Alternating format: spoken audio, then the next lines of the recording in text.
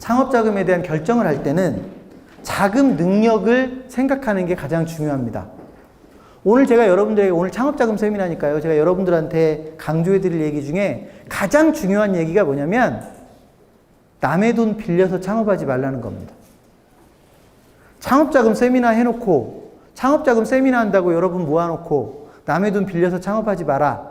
참 아이러니하죠. 그런데 제가 가장 중요하게 생각하는 게 바로 그 부분입니다. 가급적 남의 돈 빌려서 창업하지 마세요. 물론 수많은 창업자들 중에는 어쩔 수 없이 창업을 해야 되고 가진 돈이 정말로 없어서 어쩔 수 없이 돈을 빌려서 창업해야 되는 분들이 있습니다. 그래서 이제 이런 세미나도 하는 거지만 안 할 수 있다면 안 하는 게 좋다는 거예요. 남의 돈을 빌리지 않고 창업할 수 있으면 그게 가장 좋다. 그래도 나중에 어차피 돈을 빌릴 일이 생기더라는 겁니다. 그래서 처음에 창업을 할 때는 창업자금을 어디선가 돈을 빌리지 않고 내 능력껏 창업을 하는 게 좋겠다. 내가 1억을 가지고 있으면 예를 들면 1억짜리 창업을 하고 2억을 가지고 있으면 2억짜리 창업을 하는 거지. 내가 1억 가지고 있는데 3억짜리, 4억짜리, 5억짜리 중에 저 사업을 하고 싶어라는 백날 그런 기대를 해봤자 여러분에게 엄청난 위험이 닥치게 된다는 얘기입니다.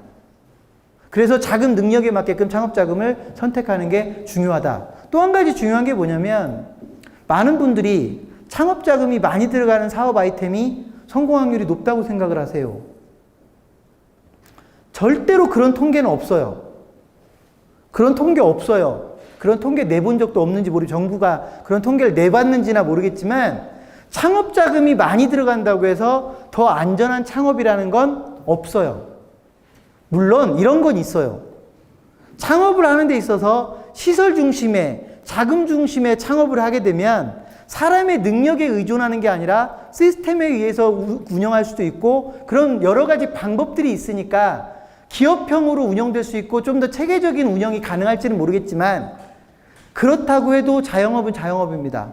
우리나라 자영업의 비율은 너무 높기 때문에 창업 자금이 크면 클수록 더 안전하다라는 어떠한 통계치도 없다. 오히려 요즘은 경기가 안 좋은 상황에서는 자금이 많이 들어가는 창업일수록 더 위험하다. 대표적인 게 여러분 많이 보셨을 거예요. 카페예요, 카페. 우리나라 카페 창업이 거의 열풍이었죠. 지금도 열풍일지 모르겠습니다. 옛날에는 소위 카페베네라고 하는 꽤 유명한 브랜드가 있었죠. 지금도 물론 있지만.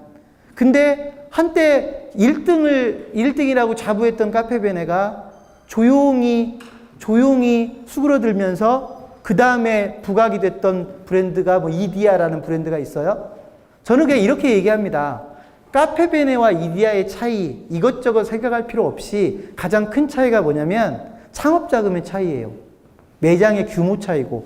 왜 옛날에는 카페베네가 부각됐었는데 지금은 그보다 훨씬 소규모 매장인 이디야가 부각되느냐? 경기가 안 좋을수록 매장이 커지면 비용을 감당하지 못해서 큰 매장들이 훨씬 위험해진다는 겁니다.